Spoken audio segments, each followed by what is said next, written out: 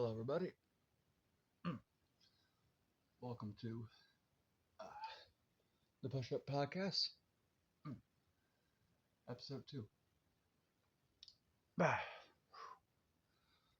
Hopefully, this time be a little louder. Bah. Everyone's already awake. The setup is just as terrible for filming. Bah. But that's okay. Bah. Already done a good number of push ups beforehand. I'll do the podcast right now. Whew. In retrospect, talking while doing push ups may not have been the best decision for these things, but that's okay. Yeah. This is the decision we've made. This is the decision we'll go with. Hope you're all doing good. Hope you're all working towards your dreams. Hope you're all having a wonderful day.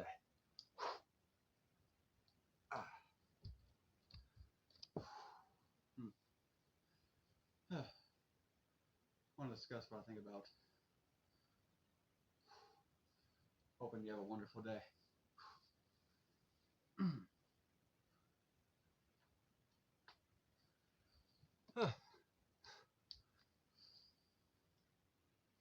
Yeah.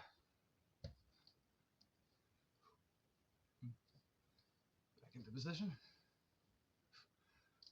I've started to apply the idea that just like I try and tell you before, psychedelic trips, that there are no good trips and bad trips.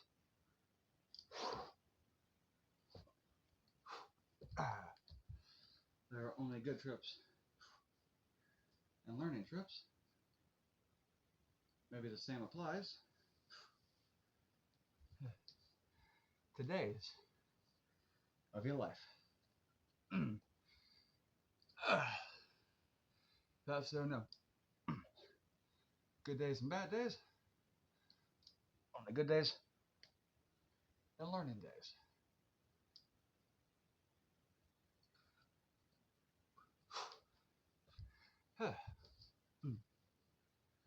I realize I'm doing these in inconsistent steps. I'll get used to this format at some point. I just like the idea of Push Up Podcast being a thing. Kill two birds with one stone, as it were. Now,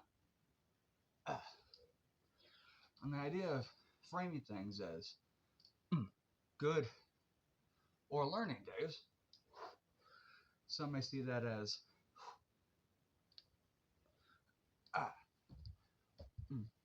just semantics, as if the words we use to describe how the day is going are not as important as what's actually happened to them. Now that, I don't know. Let's approach it from a scientific standpoint. First, we understand the placebo and the nocebo are one of the most powerful things in pharmacology. In fact, they're the standard by which most medicine has to pass.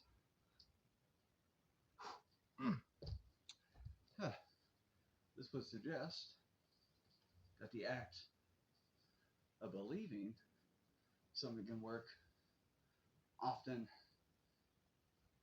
helps to make it work. Now, let's take the idea from the scientific, how we apply it to the spiritual.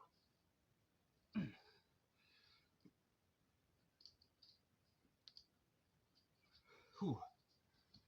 Gonna get a little woo-woo here. We know the reported myths of yogis of Tibet and the Far East. Achieving flight through meditation. Now, let's take the assumptive practice, using these words wrong, but let's take the assumption that they could not defy the laws of gravity.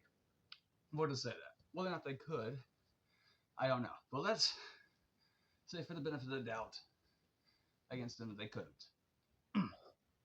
Why would people report that? Here is one thing I suggest might be the case. If you sit alone, staring at a cave, cross-legged, simply trying to convince yourself for 50 years in your head, I can fly. I am weightless. I can fly. I am weightless. Then perhaps, after 50 years or however long, you may be convinced that indeed you can fly. Indeed, you're convinced at the very least. Now, if you're convinced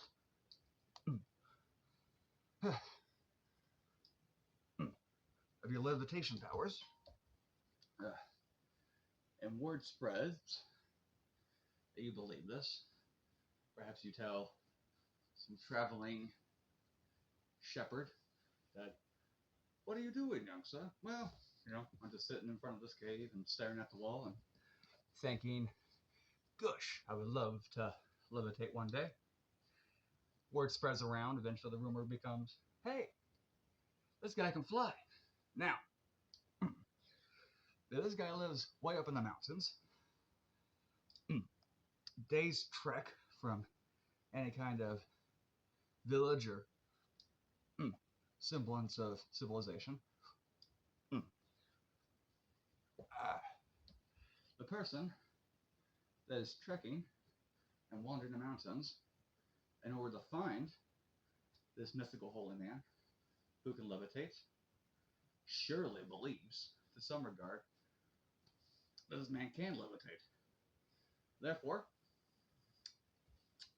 I suspect that the same reason the placebo effect works, and the same reason that people can fool people into believing they're psychics with cold reading, and that if the psychic believes in their abilities, and the audience believes in their abilities, in the minds of those two, the magic didn't occur. Therefore, perhaps if a yogi believes himself to levitate, and the mind of the observer also believes him to be able to levitate, perhaps in their view of reality, they do in fact witness said person defying the laws of gravity and levitating. It's an interesting idea. If the placebo works on both ends, in their eyes, that person definitely levitated. And as the old saying may go, everything's impossible until it's done.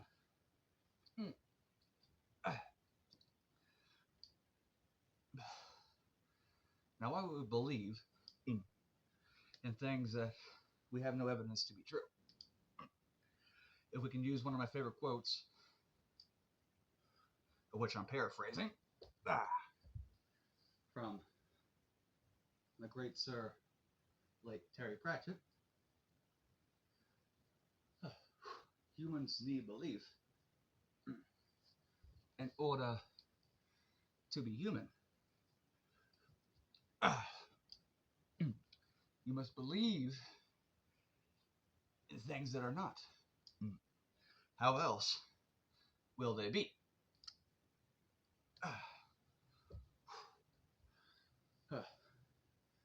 We had to believe it was possible.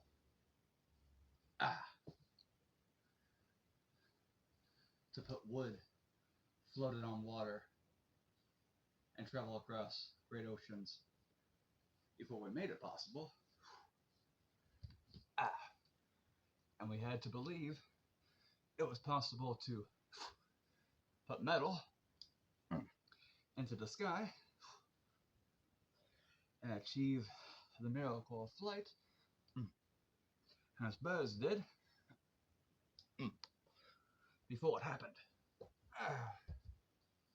Therefore, honestly, if you believe in something and it makes your actions good and it helps you get through the day, perhaps the act of believing in said things is a certain kind of truth amongst yourself. Perhaps not observational, perhaps not able to be reduced.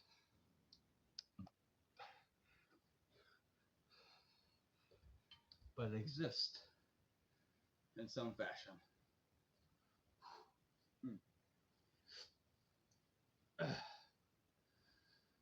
I'll leave you this.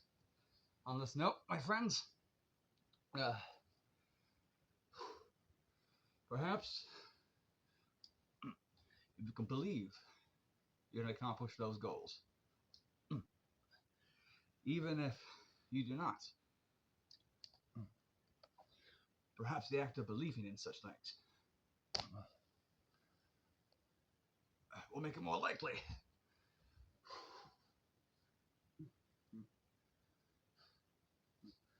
And perhaps, if you do not reach the goal, will inspire someone to reach their goal.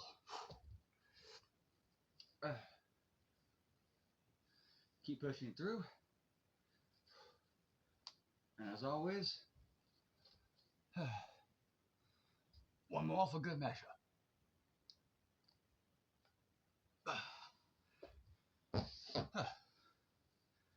Push Up Podcast, Episode 2.